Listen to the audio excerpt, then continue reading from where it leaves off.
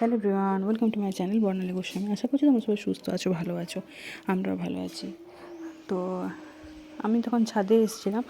ছাদে বেশ ওয়েদারটা ভালো ছিল, মেঘলা মেঘলা করেছিল আর হাওয়া দিচ্ছিল।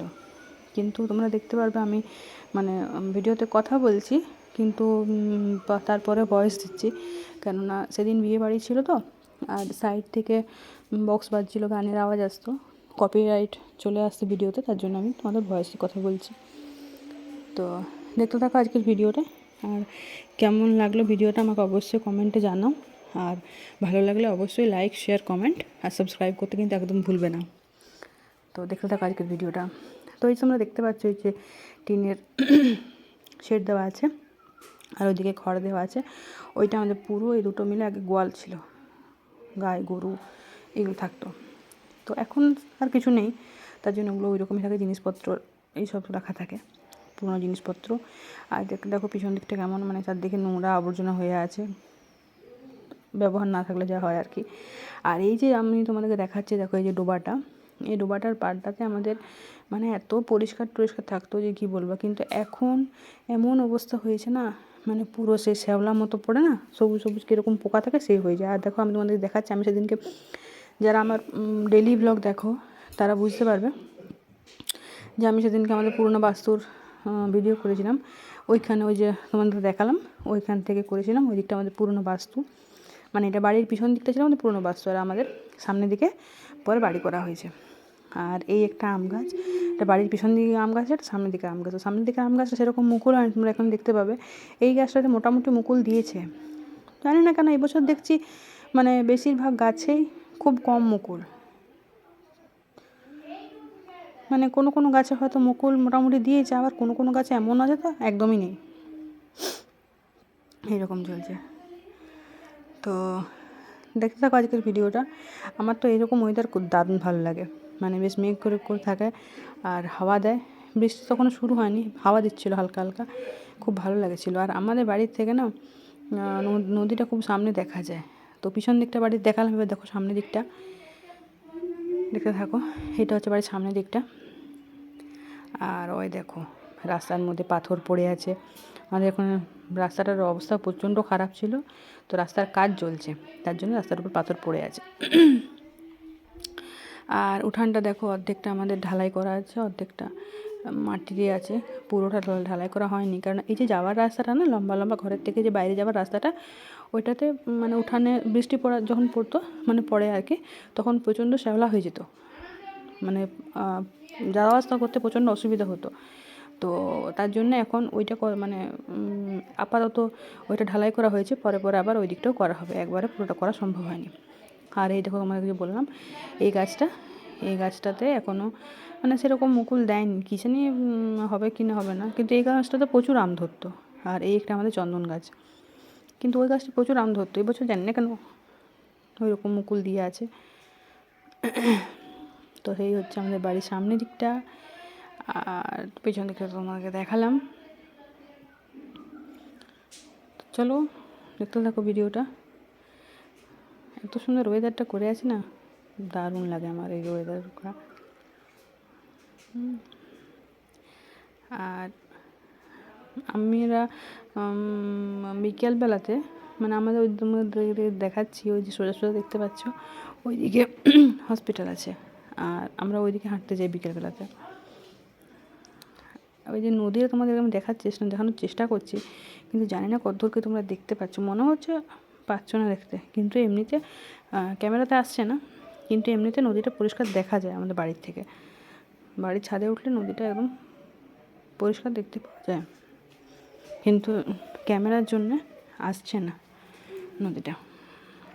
একদিন ভেবেছিলাম যে এরপর নদীর ধারে ব্লগ তোমাদের সাথে শেয়ার করব, কিন্তু আর যাওয়া হয়নি কোনো কারণে।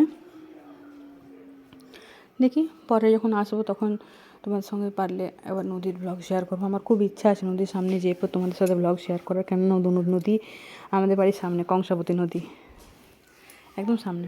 আমরা কত ওখানে পিকনিক করেছি, প্রচুর পিকনিক করেছি আমরা ওখানে নদী যেয়ে পরে। অবশ্য যখন একটু বড় হয়েছি, যখন ছোটোবেলা তো তোমাদেরকে বলেইছি আমি বাড়ির পিছন দিকে পিকনিক হতো। তো এই যে ওই দেখো, দেখো বললাম না তোমাদেরকে রাস্তার কাজ চলছে, হয় দেখো একটা রোড রুলার দাঁড়িয়ে আছে ওখানে, রাস্তার কাজ চলছে। তো এই আর কি। আর তোমরা কে কোথা থেকে ভিডিওটা আমার দেখছো অবশ্যই আমাকে জানিও।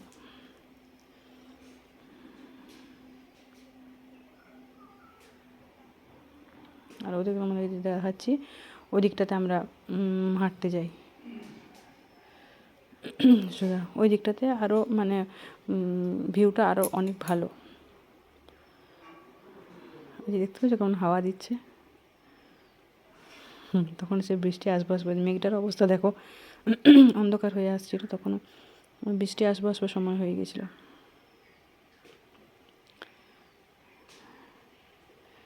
আরেকটা জিনিস তোমাদেরকে দেখাই, দাঁড়াও দেখবে। ও দেখো, বলো তো কি ওটা?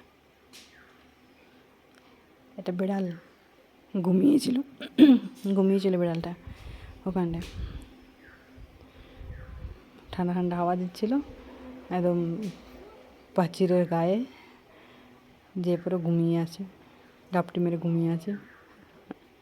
ওকে ডিস্টার্ব করার দরকার নেই, চলো আমরা এখান থেকে সরে যাই, তাই না? তো ওই যে দেখো ওখানে আমার দুটো ভাইজি আছে, ওটা দাদার মেয়ে, ওরাও ছিল, ওদের সঙ্গে কথা বলছিলাম, চুল ছাড়াচ্ছিল ওরা, চুল বাঁধছিল। এই সময়টা চারদিকটা যদি আম্মুকুল জাম্মুকুলে ভরে থাকে, মানে সময়ের জিনিস যদি সময়ের মানে দেখতে পাওয়া যায় না, বেশ ভালো লাগে। কিন্তু এখন দেখবে অনেক কিছু হয়তো এমন পরিবর্তন হয়ে গেছে, আগে যেগুলো ছোটোবেলার থেকে দেখে বড় হয়েছি বা ছোটোবেলার থেকে অভ্যস্ত, সেই জিনিসগুলো কিছু কিছু জিনিস এখন আর দেখতেই পাওয়া যায় না, তাই না? কী জানি, হয়তো সময়ের সাথে সাথে পরিবর্তন, প্রকৃতির পরিবর্তন, মানুষের পরিবর্তন, এইগুলোর জন্যই হবে হয়তো।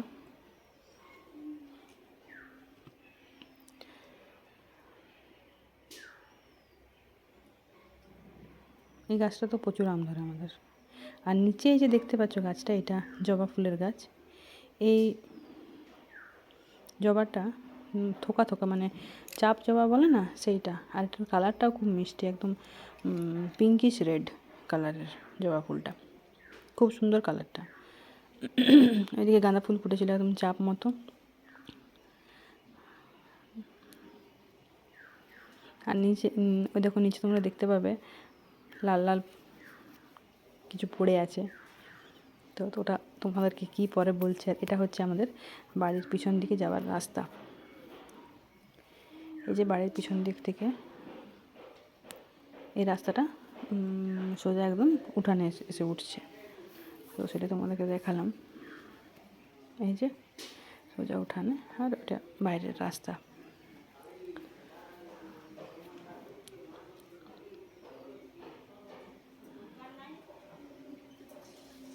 তোমাদের একটা জিনিস দেখায়, বললাম না কিছু পড়ে আছে, এটা বুঝতে পারছো কি এটা কী? আমাদের কম বেশি সবারই পছন্দের জিনিস, খেতে খুব ভালোবাসি আমরা সবাই।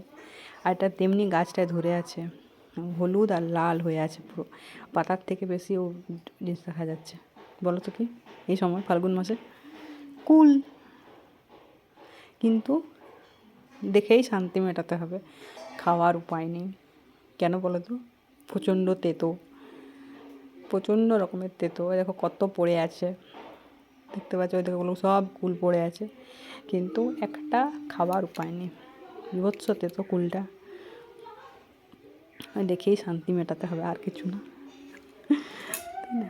কুল খেতে আমরা মোটামুটি সবাই ভালোবাসি এই সময়, তাই না? কিন্তু সরস্বতী পুজোর আগে কুল খাওয়া চলবে না কিন্তু। তোমরা কি কেউ সরস্বতী পুজোর আগে কুল খাও? কে খাও আমাকে অবশ্যই জানিও। মা সরস্বতী কিন্তু খুব রাগ করে যে সরস্বতী পুজোর আগে কুল খায়। আমরা ছোটোবেলায় এরকমই একটা শুনতাম, মানে জানতাম যে যে সরস্বতী পুজোর আগে কুল খায় তার উপর মা সরস্বতী খুব রাগ করে। এই পেয়ারা গাছটা থেকে আমরা প্রচুর পেয়ারা পেড়ে পেড়ে খেয়েছি জানলার থেকে।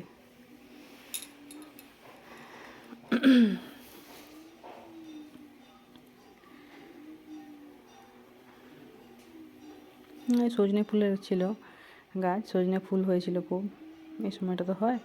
ডাঁটাও ছিল মোটামুটি, এটা আমাদের একটা কাকিমার বাড়ি পাশের।